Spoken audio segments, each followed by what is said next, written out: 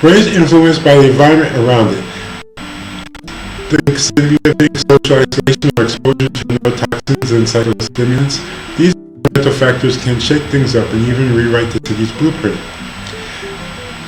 Deep inside your brain city at the molecular level, we have the fascinating world of epigenetics, a secret code that tells which buildings should be active or quiet. Epigenetic modifications are tiny proteins in the DNA. These include processes like DNA methylation, where methyl groups are added or removed, and histone modifications like acetylation that loosen or tighten the chromatin structure. Chromatin made up of nucleosomes, spools of DNA wrapped around histone octamers, is the city's packaging system. The tails of histones, especially the lysine residues, are hotspots for modification. When histone deacetylases remove acetyl groups, it's like tightening the package, making genes less accessible. Conversely, acetylation relaxes the chromatin gene activation. Methylation can do either, depending on where it occurs, sometimes silencing genes, other times activating them. This delicate balance gets disrupted through aberrant epigenetic regulation or transcriptional dysregulation. This can lead to problems like cognitive impairment or neurodegenerative disorders.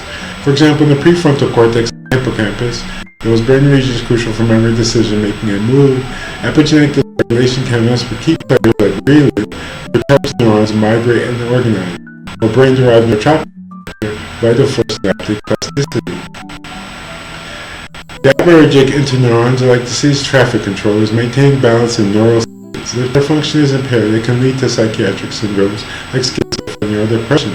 Epigenetic changes can also influence the expression of proteins like fork-head box protein P2 or brain-specific angiogenesis inhibitor 1 associated with protein 2, which are involved in brain development and vascular health.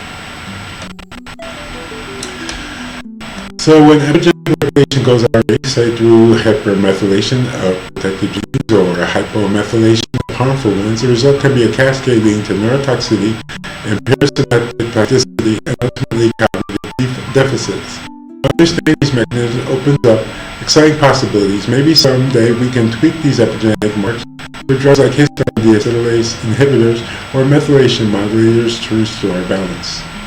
In essence, our brain's health hinges on a delicate dance of genetic and environmental factors, choreographed through epigenetic modifications. By unraveling this intricate dance, we move closer to unlocking new ways to combat mental health challenges and neurodegenerative diseases, all while appreciating the remarkable complexity of our brain cityscape.